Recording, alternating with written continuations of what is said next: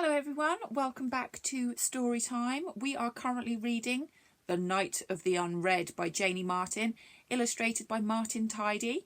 And Janie is a local author and she has said that we can read her books for Story Time. Now, if you were with me yesterday, you would have found out that all of the books that we own that are unread, they can get a little bit upset, a little bit angry that they've not been read. So I'm a little bit nervous as I've got all of these books here that are unread. So let's find out in part 2 what's going to happen. Jane! Her mum bellowed. She dragged one heavy eyelid open a crack and fumbled for her phone. It took a moment for the blur on the screen to solidify into numbers, but when it did, they told her she had overslept. A lot. Jane had started preparing for her night of the unread before her book of fairy tales had finished crossing the floor. She'd grabbed a stack of her shortest unread books, piled them by her bed and started reading them.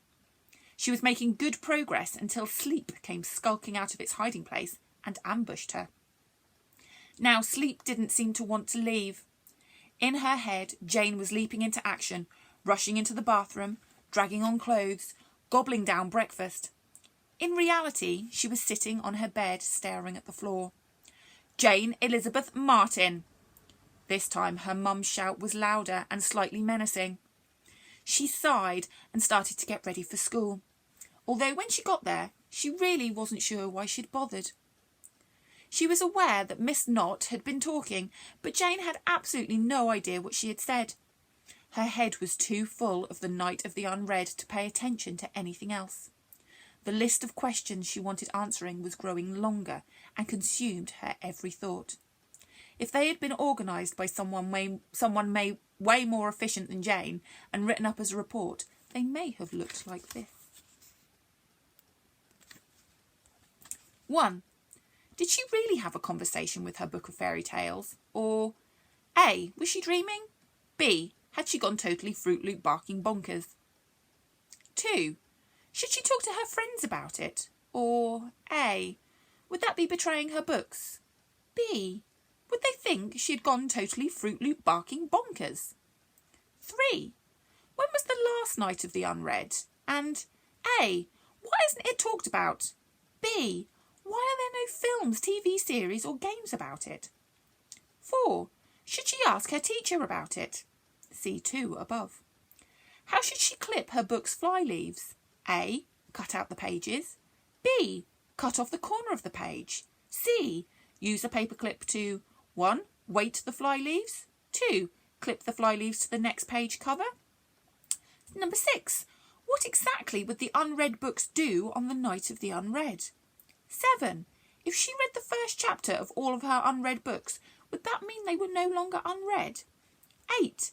How could she protect her friends and family? Unfortunately, in Jane's head, it looked a lot more like this. Only not quite so still. In fact, a lot more whirly. Jane got through the day without getting told off too many times. She even managed to ditch her friends at lunchtime and found a quiet place to sit and read. When the bell rang, she groaned out loud with irritation. She'd just got to a mega exciting bit and now she'd have to wait until she got home to find out what happened next. After an afternoon that seemed to last a million years, Jane was back in her bedroom.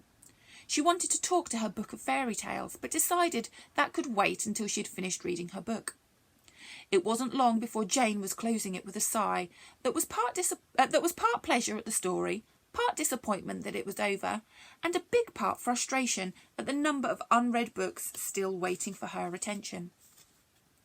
Jane took the book of fairy tales from its place on the shelf and sat on her bed, with it in her hands. She needed answers to her questions, but looking at the unanimated lump of paper and card that she was holding, she couldn't bring herself to talk to it. Perhaps she really was nuttier than a Snickers bar and had imagined everything that had happened the night before. No, it was real. She was almost certain. Not certain enough to risk being overheard talking to a book she grew out of years ago, though. Instead, Jane wrote down the questions on a piece of scrap paper. questions for fairy tale book. 1. When was the last night of the Unread? 2. How do I clip my book's fly leaves? 3. If I read the first chapter of all of my unread books, will that mean they're no longer unread? 4. How do I protect my friends and family from their unread books? She put the list inside the front cover of the book of fairy tales and put it back where she got it from. Then, grabbing another unread book at random, she went in search of food. Jane headed off to bed much earlier than usual, ignoring her mum and dad's comments about the real her being abducted by aliens. The book of fairy tales was standing on her pillow, waiting for her. "You took your time," it grumbled. "What kind of person asks a load of questions and then disappears for hours without waiting for the answers?" "Sorry," said Jane. "You seemed very asleep." Grunted the book. "So, do you want the answers or not?" Yes, of course, Jane. Yes, of course." Jane sat cross-legged on her bed and looked as attentive as she knew how. "Right. Number 1. Good question, by the way. I'm not sure of the exact date, but it was sometime in March 1941. 1941? Jane interrupted. "That's ages ago." "Yes, thank you. I may be a book of fairy tales, but I can count." "What about before that?" "The 22nd of April, 1884. And before that, the 6th of October, 1863. Would you like me to go on?" "No, thanks. So why don't you know the exact date in 1941? asked Jane. "Does it matter what the date was?" snapped the book. "No, it's just weird that you know the dates of the ones that were longer ago," said Jane. "Weird, is it? Huh?" huffed the book of fairy tales. "Haven't you ever wondered why you'd never heard of the night of the Unread until yesterday?" "Yes, of course, but—" "It wasn't on your list of questions." "No, I didn't want to ask you too many things," explained Jane. Then, seeing that she'd offended the book again, she continued hurriedly, "But I'd love you to tell me about it." "It's very simple. In 1941, the world was at war, so the devastation caused by the Night of the Unread was put down to bomb damage. Before that, every Night of the Unread was recorded as an earthquake." "Didn't anyone see the books doing whatever it is they do?" "Of course, but grown-ups have to pretend magical things don't happen, and children didn't have loads of books, especially not ones that hadn't been read." "So the adults who saw anything usually ignored it, and the few kids who might have said something were told not to be silly," Jane clarified. "Exactly," confirmed the book. "Right, next question. The best way to clip a flyleaf is by paper clipping it to a neighbouring page." "OK, that's easy enough," said Jane. "Moving on." The book of fairy tales seemed to be in a hurry. "If you read the first chapter of a book, it will still be unread.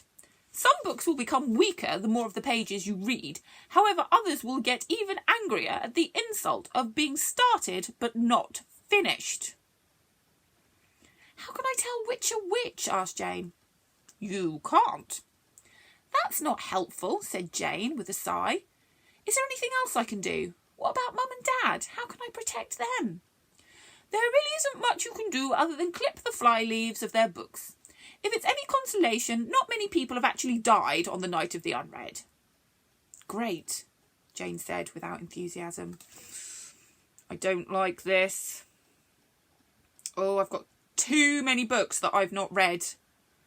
Thankfully, nothing has happened yet. I'm going to need to read on to find out what happens. Jane might have some good ideas as how to protect herself from her unread books. So come back tomorrow for part 3, the last part in this story, The Night of the Unread by Janie Martin, illustrated by Martin Tidy. So come back tomorrow and we will find out what happens. I'll see you then. Bye-bye.